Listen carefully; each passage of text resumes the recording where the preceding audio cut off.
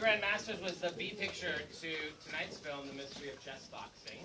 It opened December 25th, Christmas Day, Friday, 1981. And it actually opened at a little South Side Deuce theater called Cine 42, where we've been before. We're taking some creative license tonight. We're going to the Empire Theater. The Empire Theater was on the south side of the block, originally kind of right in the middle of the block. And by the 80s, the Empire became pretty much notoriously kung fu. So that's why we're going there tonight. Welcome to the Deuce. How many people have not been to the Deuce before? Raise your hands. Oh my God. That's a lot. We're here. This is our 16th month, I think, at Nitehawk Cinema. We're an all 35mm program. Thank you very much. We're here to celebrate the Deuce, or the 40 Deuce. What's the 40 Deuce? The 40 Deuce was the 42nd Street between 7th and 8th Avenues, which by its heyday in the 70s and the 80s had 12 theaters, roughly 14 screens, churning out double and triple features nearly 24 hours a day, 7 days a week. Some people think it's where movies went to die. We like to think it's where they lived perhaps the only life they could. So welcome. Does everyone have a blue ticket, a blue admit one ticket? Yes? Good. At the after party, that will get you a free Bronx Brewery Pale Ale. They're our sponsor. So go down to the cafe afterwards. DJ Bones will be playing some music inspired by the film. Does everyone have a yellow raffle ticket? Yeah. Raise your hand if you don't. Quickly. He doesn't. That raffle ticket will get you a chance to win one of our illustrious prizes in our famous Deuce raffle.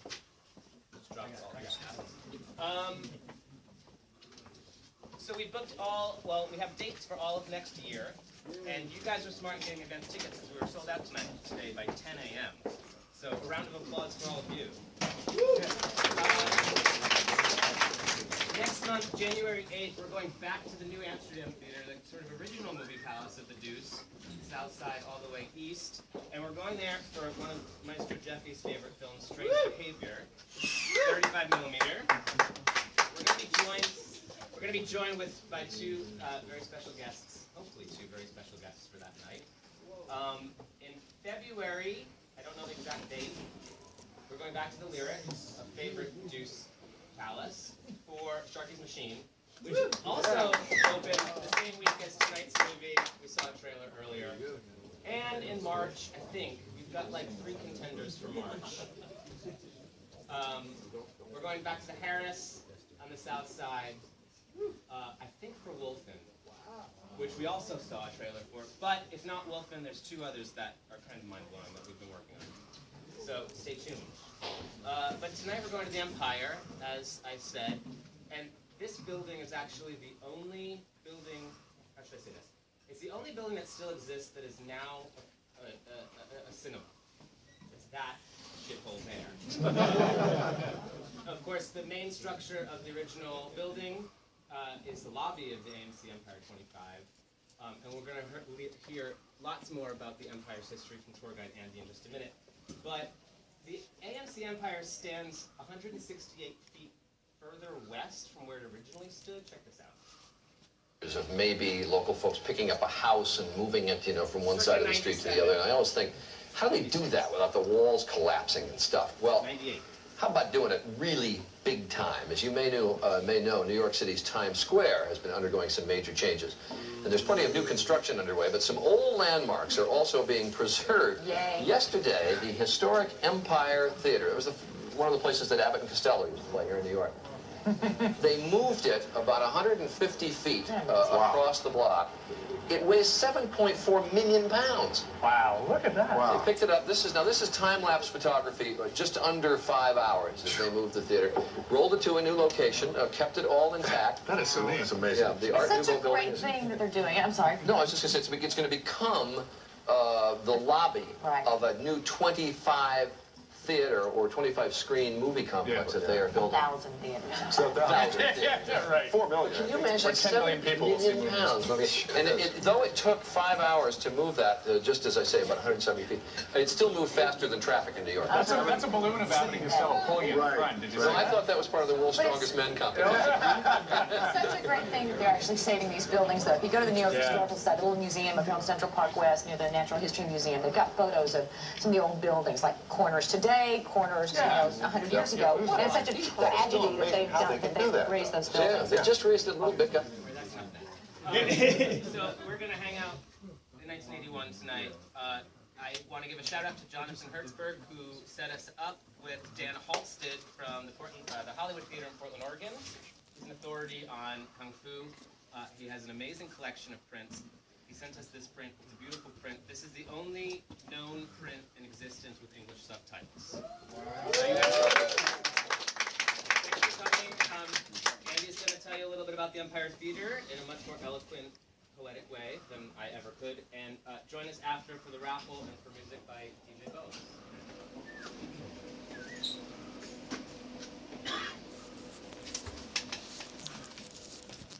All right. So, I know we all want to get to the movie. But this is just a little stump stagger on the Empire Theater. When you find yourself in New York City, that famed, exalted place, like the tuck of the tout ensemble, you metallically affect Times Square. The sheer epic luster in conquest upon the gaiety of nations. And if it is to be said that a heart lurks within the hot universe of light and motion, it's where the avenue of Broadway joins the street to 42nd. They call it the crossroads of the world, the most unreal zone in town. The Empire Theater wasn't always the Empire Theater. It wasn't always where the Empire Theater is.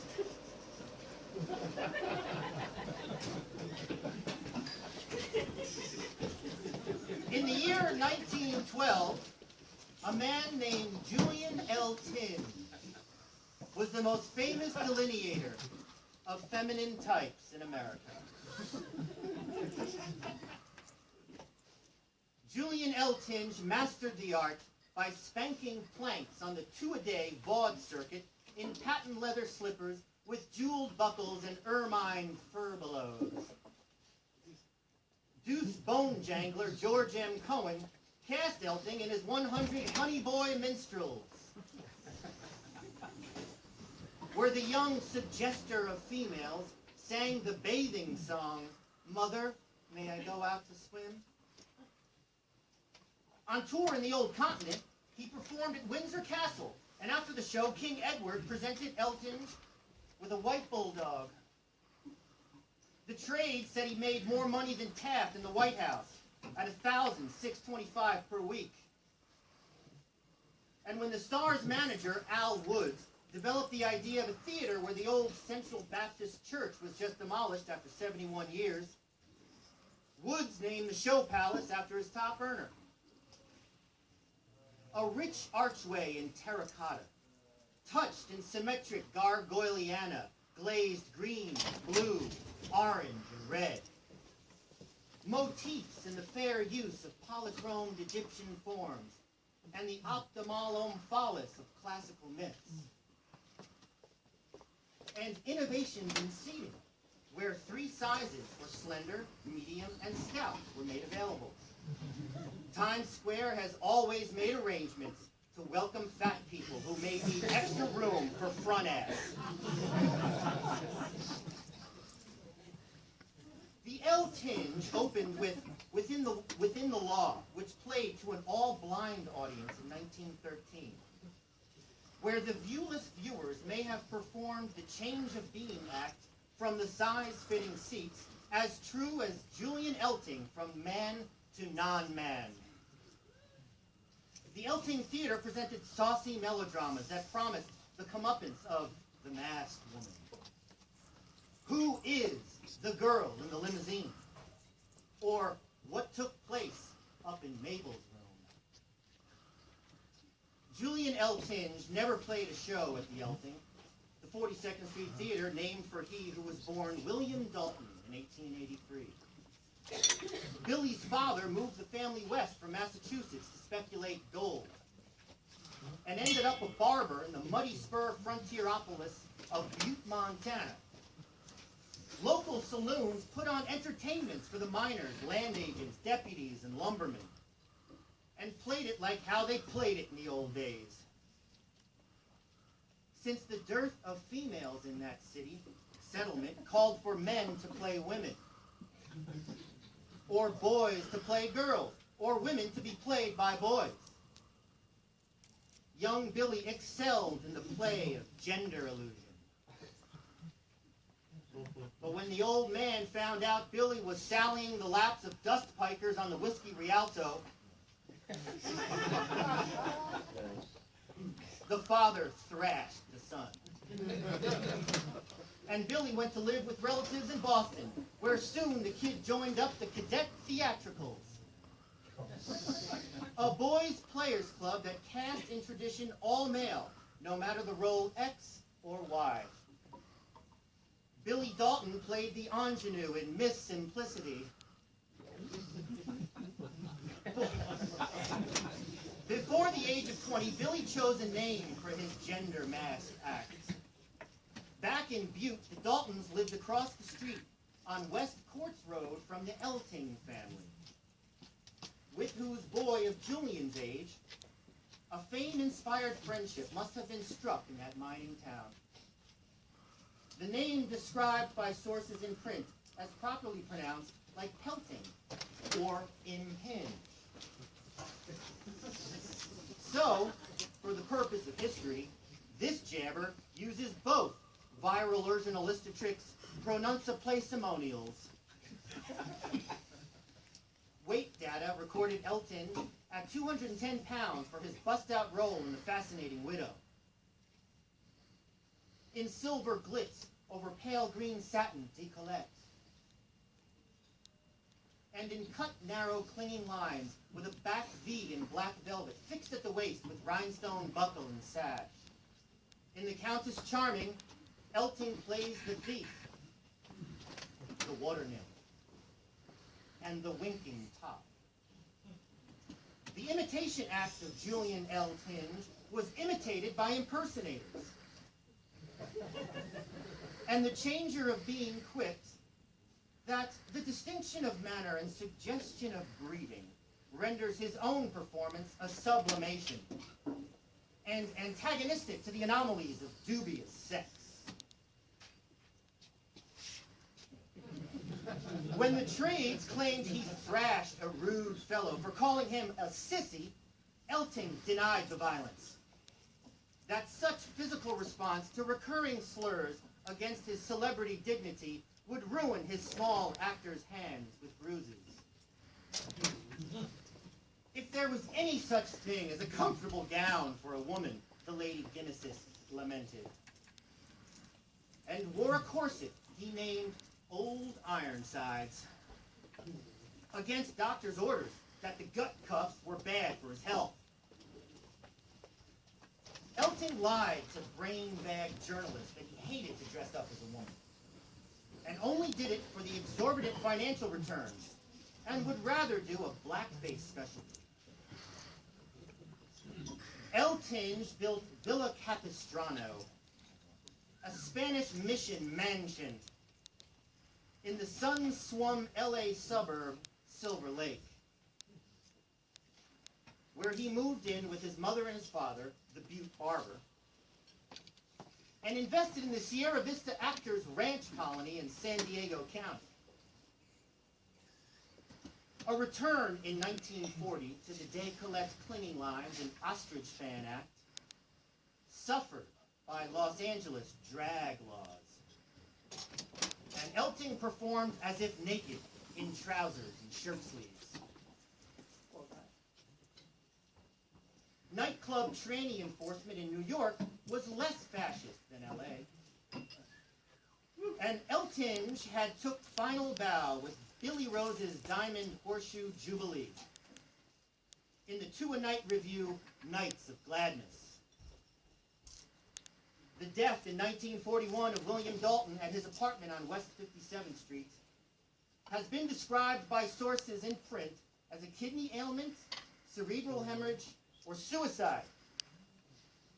The funeral program at Little Church Around the Corner featured no eulogy, and 300 guests were entertained by the Lambs Glee Club, who crooned the Our Father. The Elting Theater had kept its name long after the character artiste financially disinterested himself from the premises. And in 1931, the Legit Theater played its last show, First Night. It was that quaint period known as the 1930s, and the dainty Eltinge went burly. The Goof and Gams house was shut by cleanser of taste fusion mayor Fiorello LaGuardia, who, in aspect, somewhat resembles Julian Elton. And then the place was known in the 1940s as Laugh Movie, until the auspices of the Brandt organization sprocked the property in 1954. The Brandt brothers were raised in the Lower East Side and succeeded in the independent motion picture exhibition business. The Brandts operated over 100 U.S. theaters and 10-plus Blake booths on the Deuce.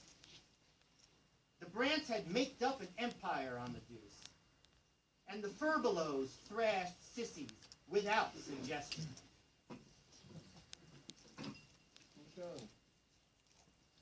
In 1993, the Empire Chambers were employed for metaphysical action comedy Last Action Hero.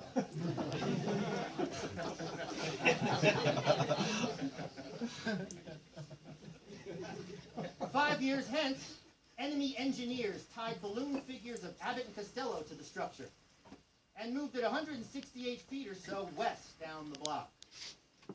It was a drag show. Get it? They drag it. Yeah.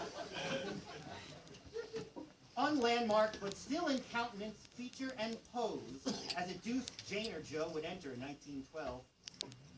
Today, the original lobby murals survive in the numinous likenesses of Julian L. Tinge, Cleo, muse of the history book, Euterpe, the songed flute muse, and Talia, the muse of comedy, under which ticket buyers choose from 25 screens a weekend Kachinger computer movie, or a smash foreign job like Gundy. Woo!